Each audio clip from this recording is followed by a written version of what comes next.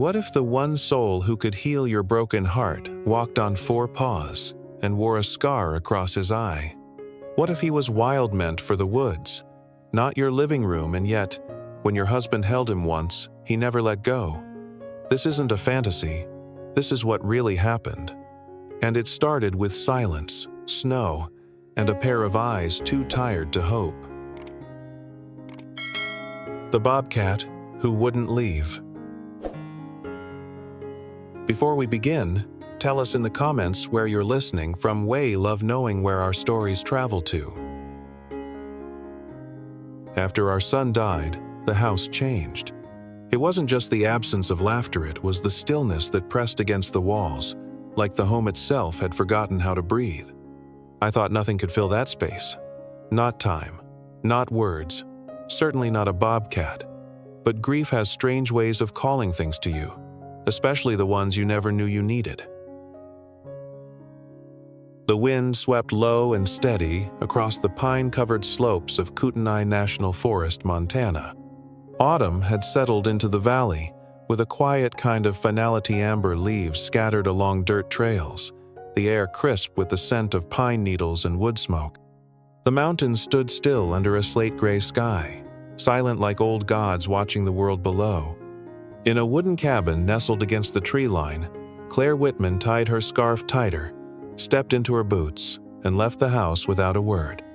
Claire was in her mid-50s, with long auburn hair now streaked heavily with gray, usually tied back in a loose braid. She was tall and wiry, the kind of woman shaped not by vanity but by years of farm chores, sleepless nights, and silent grieving. 2 years ago, she had lost her only son, Matthew, in a snowmobile accident during a sudden whiteout near Glacier Creek. Since then, she had withdrawn from everything: church gatherings, neighbors, even the laughter of her husband Hank. The grief hardened into something quiet and immovable, like the frost that crept onto her windows each morning. The trail behind their home followed the curve of a shallow stream. Claire didn't hike it for exercise. She walked it for air, to hear something that wasn't the echo of her own thoughts. That's when she saw him. At first, she thought it was a shadow beneath the bent trunk of a fallen cedar, just beyond the creek's bend. Then the shape shifted barely and she caught the glint of an eye. Claire stepped closer, careful not to startle the animal. When she finally saw him fully, her breath caught in her chest. It was a bobcat. Young, maybe 6 or 7 months old, skinny to the point of collapse. His coat, normally sleek and golden brown with rosettes, was matted and dull.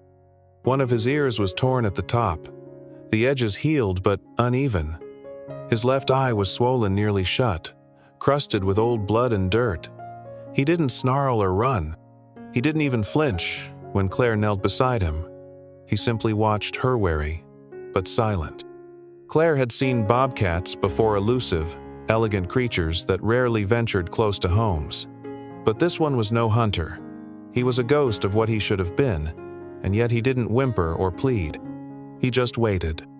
"I'm not sure what you expect me to do," Claire whispered, almost annoyed by the vulnerability of it all. But still, she reached forward slowly, wrapping the scarf from her neck around him. The bobcat barely resisted. He was too weak. Back home, Hank raised an eyebrow as she entered the cabin with the bundle in her arms. Hank Whitman was a large man in his early 60s, with a deeply lined face that bore the wear of hard labor and harder sorrow. He had once been known in town for his storytelling and booming laugh, but those sounds had gone quiet after Matthew's death. He now spent his days chopping wood, fixing fences, and saying little. He wasn't cruel, just hollow. "You've brought home a wild animal," Hank muttered. "He won't last the night out there," Claire replied flatly. "It's just for a few days." They made space for the bobcat in the mudroom, placing him on an old wool blanket inside a large wooden crate that once stored gardening tools. Claire didn't name him at first. She didn't talk to him, didn't coo or comfort. She cleaned his wounds with warm water and iodine, placed bits of chicken and broth beside him, then walked away. He didn't touch the food for the first 2 days. He barely moved. On the 3rd night, Claire stood silently in the doorway and watched as he, slowly and shakily, stretched out and licked at the water bowl. His breathing was shallow, his ribs visible beneath his coat. Claire frowned. "I should have left you," she said aloud. "You don't even want to live, do you?" But the bobcat looked up, right at her, and held her gaze. There was no fear in his eyes, just exhaustion, ancient and deep. On the 5th day, Claire gave in and named him Ash. The name came to her as she watched smoke curl up from the wood stove that morning, thin and silent. Ash, like what was left after fire after loss. But Ash didn't respond to his name. He didn't purr, didn't blink affectionately, didn't follow her footsteps like a dog might. He existed beside her, not with her. When she cleaned his wounds, he tolerated it. When she tried to pet him, he remained still, neither leaning in nor pulling away. It frustrated her more than it should have. "You could at least pretend to care," she muttered one evening. Ash blinked slowly, but offered no answer. He never did. Claire began to feel like she was nursing something wild, something that didn't belong in her hands or her home. And maybe, she thought, that was fitting. She had lost a boy who had once curled up at her feet, laughed with her over burnt marshmallows, and written poetry in the margins of his textbooks. Now she had a bobcat with a torn ear and a shut eye, broken things, both of them. And neither knew how to reach for warmth anymore. The days grew colder. Frost touched the porch railings. Ash moved slightly more each morning, but still remained detached. Claire started to wonder whether she'd made a mistake bringing him here, caring for something so wholly unreachable, and yet she didn't let him go. Not yet. The first frost of November came early that year. Claire woke to find the world outside dusted in white, each pine needle crowned with ice, the porch steps glazed and slick beneath her boots. The sun hadn't yet cleared the mountain ridge, and the kitchen was lit only by the dim orange flicker of the wood stove. She wrapped her robe tighter and checked the mudroom. Ash was curled tightly in his crate, one eye half open, watching her without expression. He hadn't eaten much the night before, just picked at the bits of chicken she left, then retreated to silence. Claire sighed, placed fresh water next to him, and stood there for a moment, unsure whether she was angry, sad, or just tired. She turned to leave when the door creaked behind her. Hank stepped in. He was already dressed in a flannel jacket and jeans, his boots muddy from chopping firewood out back. Tall, broad-shouldered, with thinning salt and pepper hair and a neatly trimmed beard. Hank had always been the rock of their marriage, strong, steady, but not the kind to share feelings in words. Since Matthew's death, even that steady presence had grown distant.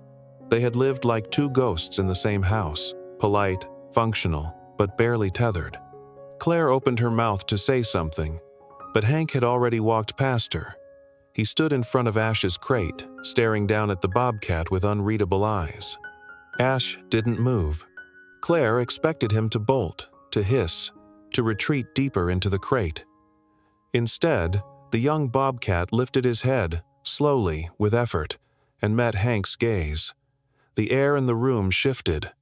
Hank bent down, knees cracking from old injuries, and without a word, placed one broad hand on Ash's back. The gesture was quiet, almost clumsy, but Ash didn't flinch. He didn't stiffen. Instead, he leaned barely perceptible, but he leaned into the touch. Claire's breath caught in her throat. Something ancient and wounded inside her stirred. Hank stayed there for a minute, stroking the bobcat with the careful reverence of someone handling broken glass. Then, with a grunt, he stood up, walked to the pantry, grabbed a can of tuna, and returned. He opened it, drained it over the sink, then placed it neatly in a small ceramic bowlone of Matthew's old cereal bowl sand, set it inside the crate. Ash sniffed. Then, as though some invisible seal had been broken, he began to eat. That night, Hank spoke more than he had in months. "He's got a bad eye, but it's healing," he said as he sat at the dinner table. "That paw too. Looks like it was caught in a trap or something, but he's a fighter." Claire didn't reply, only nodded slowly. Her eyes flicked to the mudroom.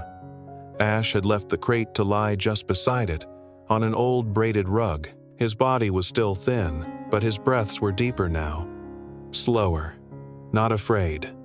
The next morning, Claire found a stack of firewood perfectly arranged beside the crate, forming a square barrier to keep out drafts. A folded flannel shirt Hank had been laid atop Ash like a makeshift blanket. She didn't ask, and Hank didn't explain. The transformation was subtle but unmistakable. Each day, Ash grew stronger.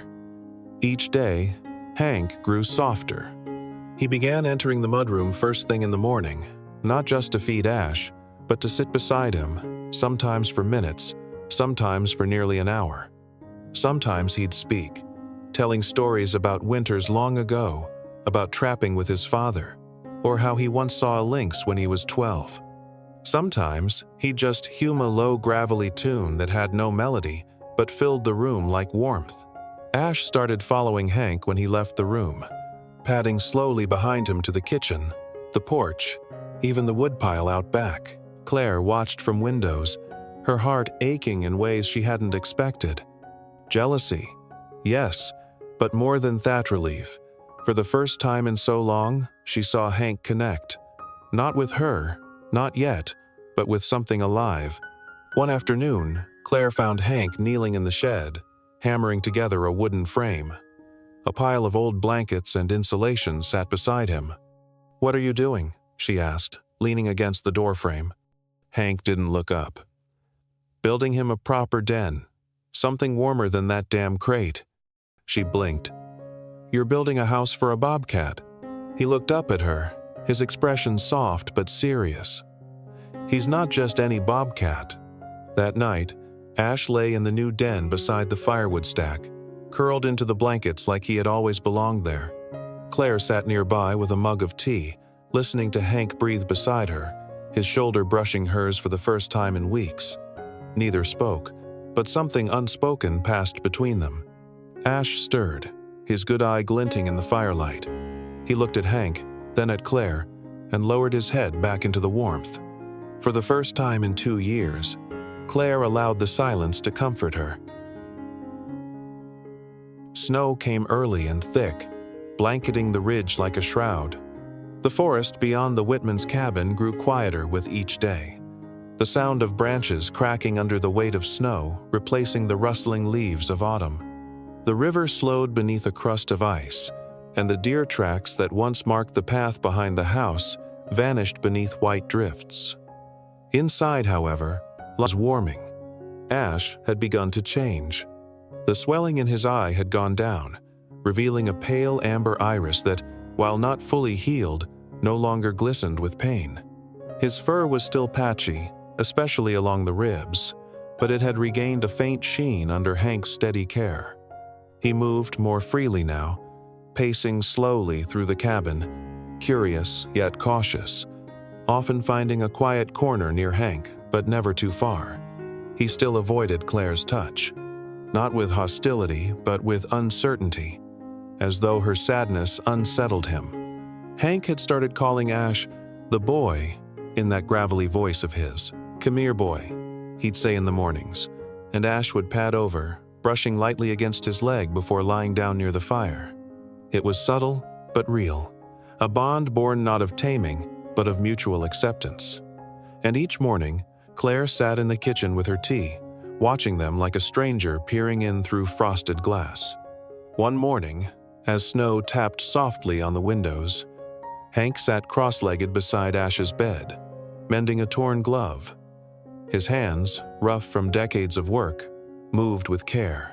He began speaking not to Claire, not even entirely to Ash, but to the silence that had lived too long in the room. "My father used to trap foxes up near Clearwater Lake, hated every minute of it, but said a man had to feed his family." Hank chuckled without humor. "I once saw him cry after letting a doe go. He thought I didn't see." Claire, sitting at the table, stilled. She hadn't heard Hank speak like that in years, not since Matthew. Ash blinked slowly from his bed, the firelight dancing in his golden eye. He shifted, placing his chin on his front paws, listening. Or maybe just existing, offering a presence that didn't ask questions. Matt loved the snow, Hank continued. Didn't matter how cold it got. That boy would run out barefoot if we let him. One winter, he built a snow fort so big he tried to sleep in it. He smiled, just slightly. Claire wouldn't let him, of course. Claire said nothing. Her hands clutched her mug tighter, knuckles whitening. The room was too warm, too still, and her chest ached with a strange mix of longing and resentment. She got up, moved toward the sink, pretending to fuss with dishes. Her back was to them when she heard Hank say quietly, "He used to lie right there, same spot Ash does now, right by the fire." The mug slipped from her hand and shattered in the sink. Hank turned his head sharply. Claire froze, water running over her wrist. For a long moment, no one moved. Then Claire's shoulders shook, not from the cold but from something deeper, something that had been frozen far longer than the snow outside. She turned, eyes shining. "You haven't said his name in over a year." Hank looked away, down at Ash. The Bobcat had lifted his head, eyes alert, watching both humans with a stillness that bordered on sacred. And then, without warning, he stood up and walked across the room toward Claire. She backed instinctively, unsure if this was panic or hope. But Ash didn't stop. He sat a few feet from her, tail curling beside him, gaze locked on hers. It was the closest he had ever come. Claire knelt down, her knees stiff against the wooden floor. She didn't reach out, she only looked. Ash blinked slowly, then lowered his head not to nuzzle, but in quiet deference, like an offering of peace. Claire's breath caught. She didn't cry, not then, not loudly. But her eyes overflowed with the kind of tears that didn't burn, tears that came from thaw, not pain. Later that evening, Hank said nothing as he handed her a blanket while they sat near the fire. Ash lay between them now, close enough to touch but just out of reach. The three of them formed a strange kind of triangle. Two humans learning to grieve, and one creature who had lived enough pain to hold it all without judgment. That night, as wind howled against the cabin and snow climbed the windowsills, Hank spoke again. "I never thought I'd feel anything again," he said, voice barely above the crackling fire. "But I think maybe I can now, because of him." Claire nodded. "Me too." Ash didn't stir, but the steady rhythm of his breath seemed to say what none of them could. The sky turned a strange greenish-gray by late afternoon, the kind of hue that warned even the oldest trees to brace themselves. Kootenai winters were no stranger to snow, but tonight the mountain air felt different, charged, brittle.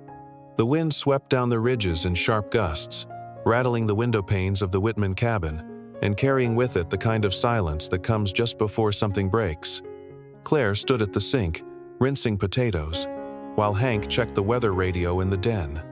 Static crackled, then a voice. "Severe winter storm warning in effect for the northern Flathead region. Whiteout conditions expected after sundown. All residents advised to stay indoors and conserve heat." Claire wiped her hands on a towel.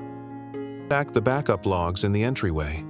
"Done an hour ago," Hank replied. "Generators full too." Ash lay near the hearth, half curled, eyes half lidded but alert. The den Hank had built for him, lined with thick insulation, and old towel shed become his usual retreat. But tonight, he seemed uneasy. His ears twitched, his tail flicked in restless taps against the wooden floor. "He senses it," Claire murmured. "Animals always do," Hank said, kneeling beside Ash and giving him a slow stroke down the spine. "Instincts we lost a long time ago." Darkness came fast. By the time dinner was done, the wind howled like a living thing, and the cabin creaked under the strain. Claire set a lantern on the dining table as backup, though the lights still held. She caught herself glancing toward the mudroom more often than usual. Ash was no longer lying still. He paced. His movements were tight, aretices wide, back arched low. He skittered to the window near the entryway and pawed at the baseboard. Then he darted to the hallway, ears pressed flat, tail lashing. His breathing grew rapid. "Something's wrong," Claire said, rising. Before Hank could stop him, Ash bolted.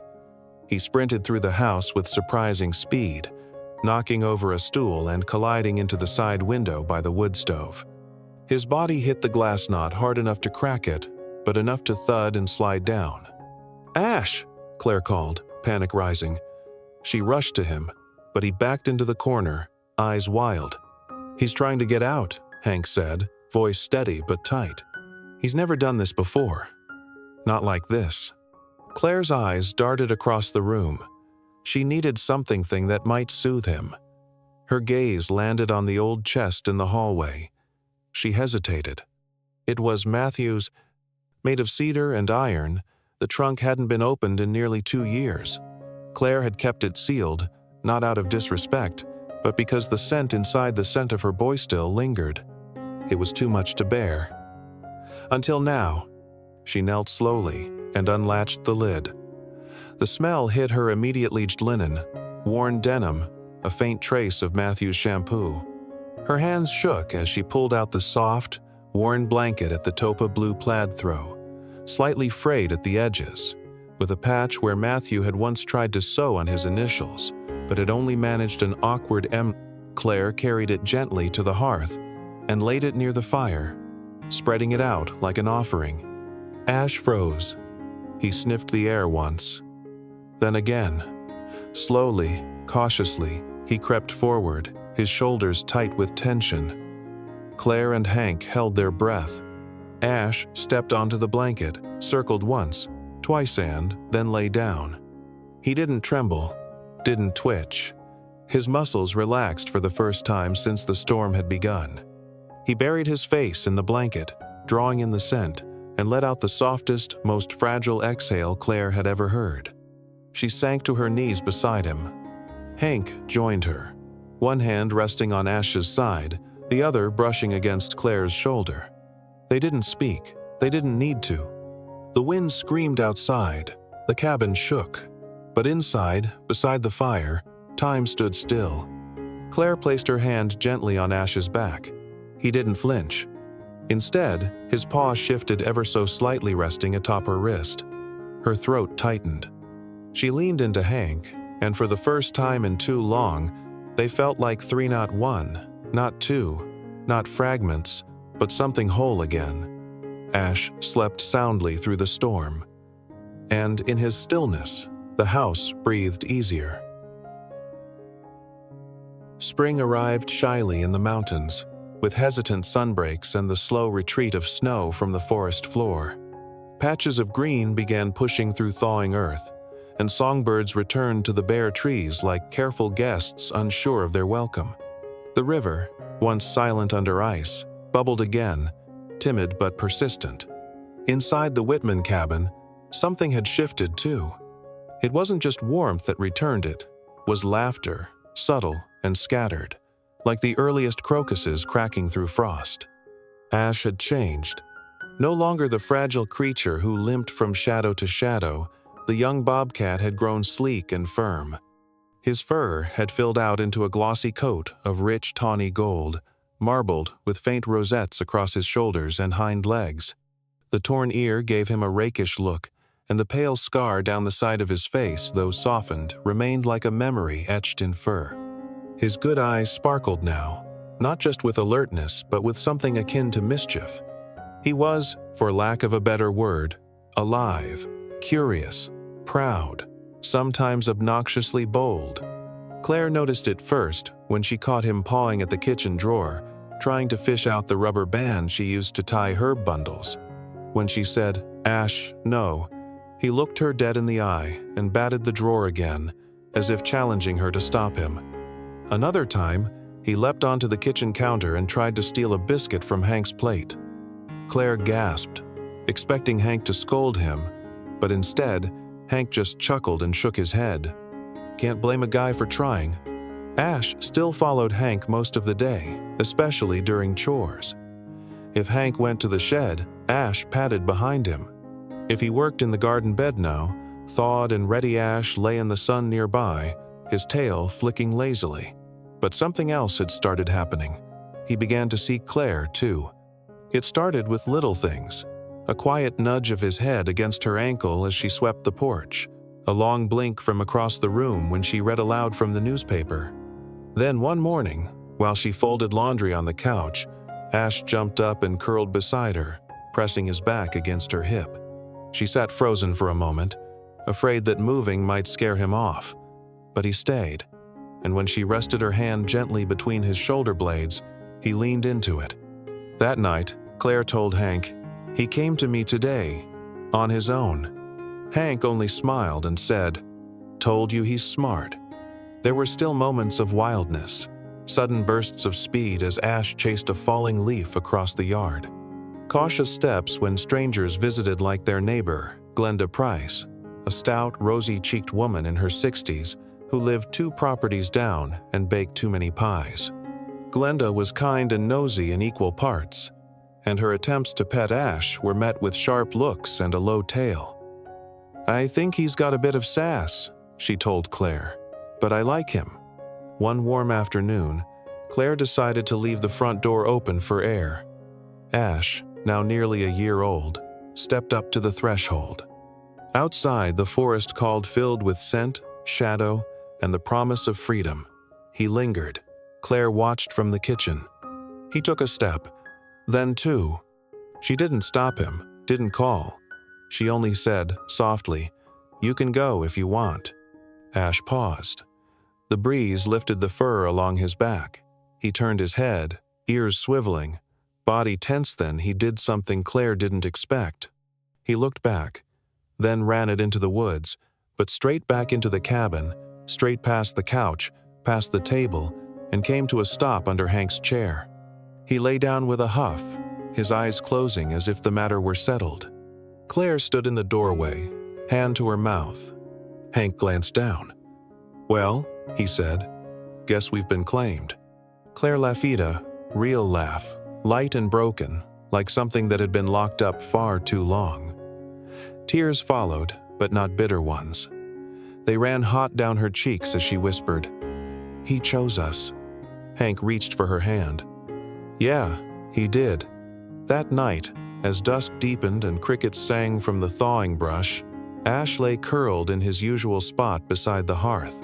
His paw stretched slightly toward the old blue blanket, and the fire painted him in flickering gold. He didn't flinch when Claire knelt beside him and ran her fingers along his back. He didn't need to. He was home. Sometimes, healing doesn't come from words or grand gestures. It comes in quiet moments, in the presence of something fragile and wild that trusts you without condition. Henry didn't just shelter 3 orphaned bobcat cubs, found pieces of himself in their silent company. In giving them warmth, he rediscovered his own. The lesson is simple, but powerful. When we open our hearts to the most unexpected of visitors, we may find the parts we thought were lost forever. If this story touched you, share your thoughts in the comments or tell us about a moment when an animal changed your life. And if you haven't already, follow for more stories where compassion crosses the lines between man and the wild.